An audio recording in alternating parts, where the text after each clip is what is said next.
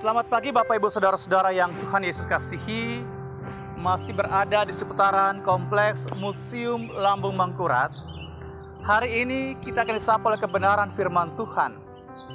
Di tengah-tengah kicauan burung yang terdengar di pagi hari, udara yang segar yang kita hirup di pagi hari ini, kita bersyukur karena kita masih dipelihara dilindungi Tuhan, melewati malam tidur di tebakan Tuhan di hari yang baru.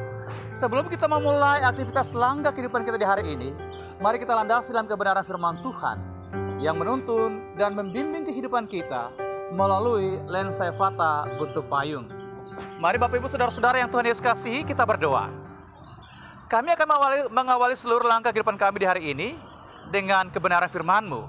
Karena itu urapi kami dengan kuasa Roh Kudus-Mu, jamah kami supaya firman yang kami baca dan dengar menuntun dan membimbing kehidupan kami. Bersyukur untuk kasih-Mu Tuhan yang telah menuntun kami melewati malam tidur, tibakan di hari yang baru. Dan ketika kami akan melangkahkan kaki di tengah-tengah kehidupan sepanjang hari ini, kami datang dan melandasinya dalam kebenaran firman-Mu. Dalam nama Yesus, firman yang hidup, kami berdoa dan bersyukur pada Bapa di sorga. Amin. Saudara-saudara yang Tuhan Yesus kasih, firman Tuhan di pagi hari ini dari Matius pada pasal yang ke-11 ayat yang ke-20 hingga 24. Namun saya akan membaca pada ayat yang ke-20 demikian. Lalu Yesus mulai mengecam kota-kota yang tidak bertobat, sekalipun di situ ia paling banyak melakukan mujizat-mujizatnya. Tema kita di pagi hari ini adalah kemarahan Yesus. Bapak Ibu Saudara-saudara yang Tuhan Yesus kasih, semua kita pernah ada dalam situasi yang namanya marah. Kita marah karena ada kesalahan yang dilakukan oleh orang lain kepada kita. Atau seorang pemimpin akan marah ketika perintah yang disampaikan kepada anggotanya, tetapi anggotanya tidak melaksanakan apa yang diperintahkan. Atau kadang ada orang yang marah tanpa sebab alasan. Ada berbagai alasan untuk seseorang marah. Tapi kalau orang yang terus marah-marah, maka orang itu sedang bermasalah dengan diri dan hidupnya. Ada berbagai alasan untuk seseorang marah, tapi kalau orang yang terus marah tanpa alasan, itu berarti orang itu sedang bermasalah dengan diri dan hidupnya. Kita melihat saudara-saudara sikap Yesus dalam bacaan firman di pagi hari ini. Di sini terlihat bahwa Yesus mengecam beberapa tempat yang tidak bertobat.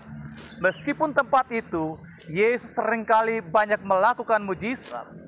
Di sini kita lihat apa yang membuat orang-orang di beberapa tempat ini tidak mau bertobat. Dikatakan, celakalah engkau Korazim, celakalah engkau hai Betsaida. Karena jika di Tirus dan di Sidon terjadi mujizat yang telah terjadi di tengah-tengah kamu, sudah lama mereka bertobat dan berkabung. Celakalah engkau, hai Korazim. Celakalah engkau, hai Betsaida.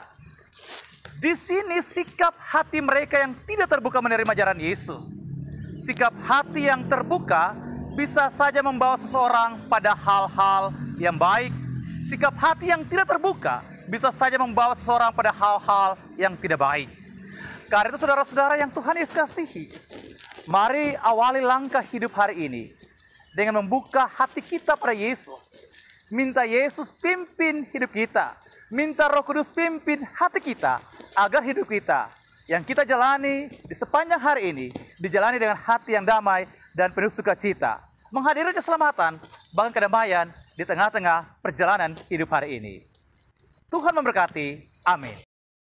Bapak Ibu Saudara-saudara yang Tuhan Yesus kasih, firman Tuhan telah kita dengar. Dan mari kita berdoa. Mohon kasih dan lindungan Tuhan sebelum kita melangkahkan kaki di tengah-tengah keterpanggilan hidup ini. Mari kita berdoa. Bersyukur untuk kasih setia Tuhan yang telah membimbing kami melewati malam istirahat. Bersyukur juga Tuhan untuk firman yang telah kami dengar. Jadikan hidup kami sebagai pembawa damai dan sukacita di tengah-tengah panggilan hidup kami di dalam dunia ini. Jauhkanlah segala amarah kebencian dari hati dan pikiran hidup kami, dan bimbinglah kami dalam terang kasih Roh Kudus-Mu sehingga hidup kami senantiasa menampakkan kemuliaan nama-Mu. Jadikan kami sebagai pembawa berkat, damai dan sukacita di tengah-tengah keterpanggilan hidup kami sebagai firman-Mu Tuhan yang hidup di tengah-tengah dunia ini.